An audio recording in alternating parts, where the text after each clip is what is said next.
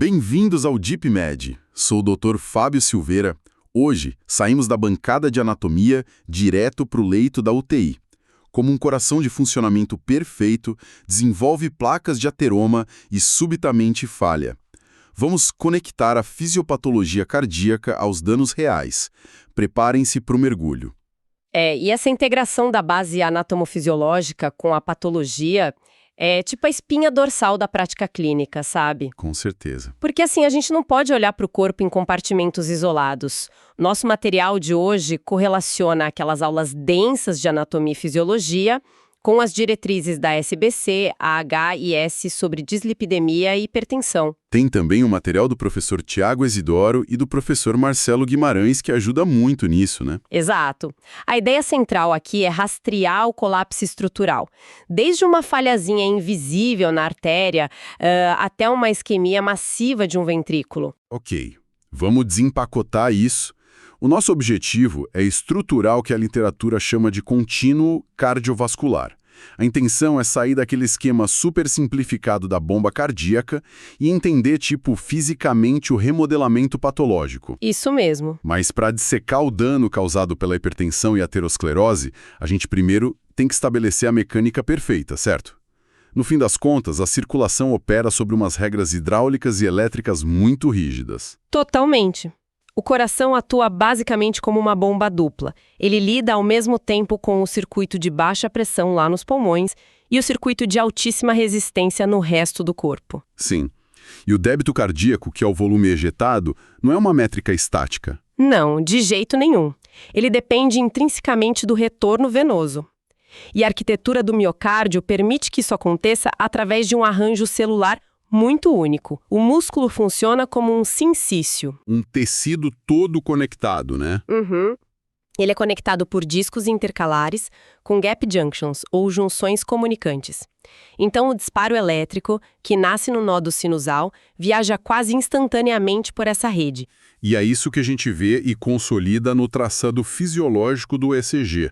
A onda P, da despolarização dos átrios, o complexo QRS dos ventrículos e a onda T. Perfeito. E o que é fascinante aqui é como o endotélio normal administra tudo isso. A pressão arterial reflete exatamente o equilíbrio dessa bomba com a resistência vascular. Sim, entra muita física aí. Lei de Ohm, lei de Poiseuille. Exato. Se a pressão é o produto do fluxo pela resistência, qualquer alteração milimétrica no raio de um vaso, altera a resistência à quarta potência. Nossa, é muita coisa. É uma barreira gigantesca para o coração vencer se o vaso contrair um pouquinho que seja. Sim, e o endotélio, que é a túnica íntima do vaso, não é só um plástico revestindo o tubo. É o maior órgão endócrino do corpo. Ele libera óxido nítrico e garante a vasodilatação. Então, dá para comparar isso a uma rede elétrica perfeitamente sincronizada que controla o encanamento de uma metrópole inteira. Tudo funciona lindamente desde que a pressão nos canos esteja calibrada. Essa é a analogia perfeita. O sistema se autorregula no estado anti-inflamatório. Daí entra o primeiro grande dano. Como que essa mecânica impecável começa a se autodestruir? O primeiro vilão costuma ser a hipertensão arterial sistêmica. Valores de pressão cronicamente elevados começam a gerar forças físicas destrutivas no vaso. Mas eu vou fazer uma provocação aqui. Se a hipertensão é um fator de risco modificável e multifatorial, afinal, de quem é a culpa inicial? É da bomba que está ejetando sangue com muita força ou dos canos que ficaram muito rígidos? Olha, é um ciclo vicioso. Mas na gênese a falha quase sempre está na microcirculação. A resistência vascular sobe silenciosamente. Entendi. Aí o coração, encarando essa pós-carga gigante, é forçado a bater com mais força para manter o sangue chegando nos órgãos vitais. E essa hiperpressão gera o famoso shear stress, né? As forças de cisalhamento. Eu gosto de imaginar isso não como água fluindo num cano velho, mas tipo um jato de areia sendo disparado sem parar dentro de um tubo revestido de Teflon. Nossa, sim. A força do sangue vai esfolando e arrancando as células da parede. A analogia do Teflon é ótima porque o endotélio perde exatamente isso, a capacidade antiaderente. E para de produzir óxido nítrico. Ao mesmo tempo, o tecido cardíaco sofre um remodelamento. Ele entra em hipertrofia ventricular esquerda. E aí a bomba sofre a longo prazo, certo? Muito. Os miócitos ficam espessos para gerar mais força. Parece um mecanismo compensatório brilhante da biologia, mas cobra um preço altíssimo. Claro, porque o músculo gigante exige mais sangue, mas os capilares não crescem junto. A parede fica dura, o relaxamento na diástole vai para o espaço. E distorce todo aquele sistema elétrico que a gente mencionou.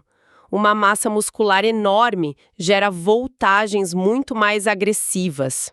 E isso aparece na hora no ECG, com amplitudes gigantes no QRS, desvio de eixo, é o coração pedindo socorro antes mesmo de infartar. Por isso é tão importante intervir no estilo de vida e com fármacos, tipo os nitratos, para proteger os órgãos-alvo. Exatamente. Interromper o ciclo de lesão é fundamental. Mas olha aqui, é que a coisa fica realmente interessante. Temos esse endotélio esfolado e sem a proteção do Teflon que eu falei. E aí entra o problema do combustível ruim, o colesterol. É o cenário perfeito para o desastre, né? E aí a gente usa muito o material do professor Tiago Isidoro para explicar.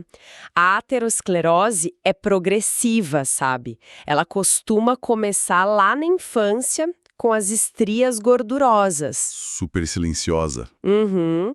Mas a aceleração dela é ditada justamente pelos fatores de risco, como a pressão alta. Porque o endotélio machucado perde a função de barreira e as partículas de LDL e colesterol entram na túnica íntima. E como elas ficam isoladas do sangue ali dentro, elas oxidam. O corpo olha para esse LDL oxidado e não reconhece como nutriente. Ele acha que é um patógeno perigoso. Isso. Daí a resposta imune vem com tudo. Os macrófagos infiltram o vaso para fagocitar esse lixo tóxico, só que tem um erro crasso no maquinário deles. Eles não têm mecanismo de saciedade para esse colesterol. Eles vão engolindo até não aguentar mais. Tudo dentro da parede da artéria. Formam um núcleo necrótico puro de inflamação. Cara, então a placa aterosclerótica não é um simples montinho de gordura no cano. É um cemitério ativo de células do sistema imune e lipídios tóxicos. Sim, e o corpo desesperado para isolar isso, recruta células musculares lisas, joga colágeno e cálcio e forma uma capa fibrosa por cima. Criando uma placa instável. Isso.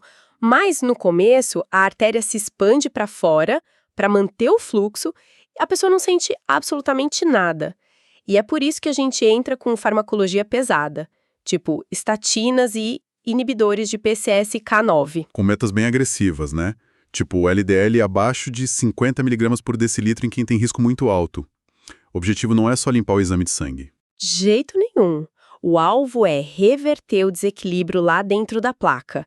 É estabilizar a fisiologia endócrina dela, reduzir a inflamação e deixar a capa fibrosa mais resistente para ela não rasgar.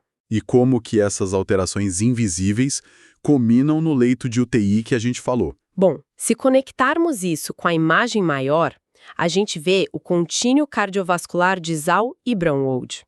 Que é aquela cadeia catastrófica, certo? Uhum.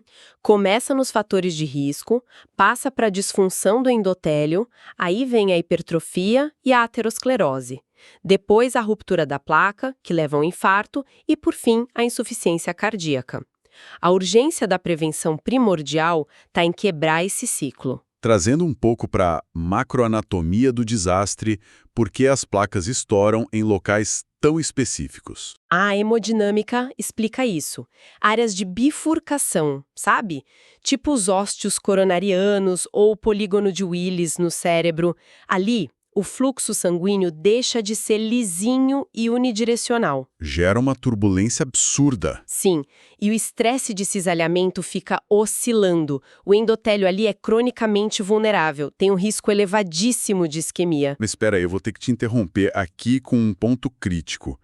As fontes dizem que o evento agudo, o infarto letal mesmo, muitas vezes não ocorre naquela placa velha que já obstrui 90% do vaso.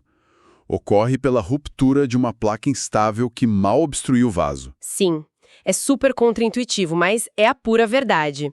Isso muda aquele paradigma antigo do cano lentamente entupido.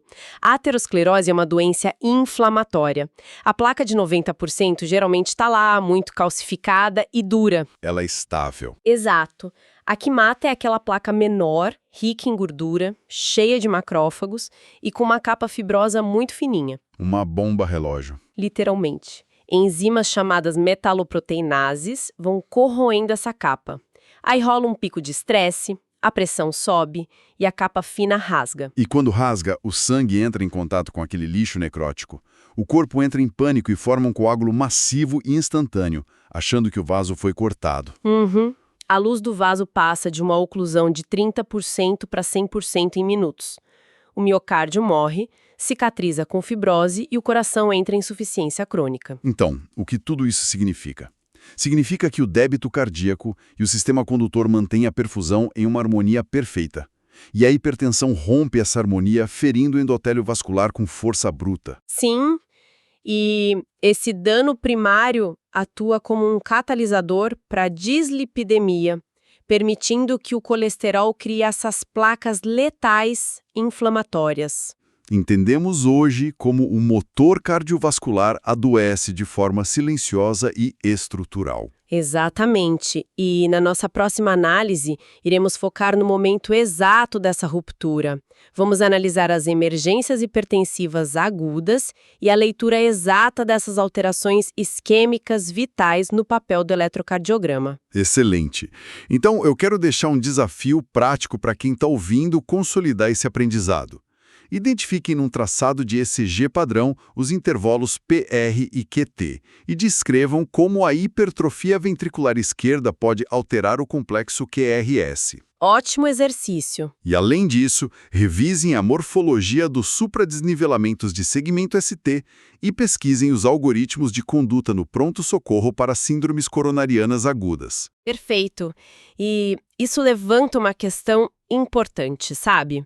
Vimos todo o processo mecânico e inflamatório que destrói o miocárdio ao longo de décadas, com placas e hipertensão. Certo. Mas o que acontece quando o coração tem coronárias estruturalmente perfeitas e limpas, mas enfrenta uma tempestade maciça de hormônios do estresse em questão de minutos? Nossa, é um cenário completamente diferente. Fica aí a reflexão para o pessoal.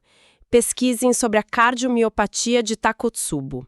É a prova definitiva de que a mente pode quebrar o coração sem o uso de uma única gota de colesterol.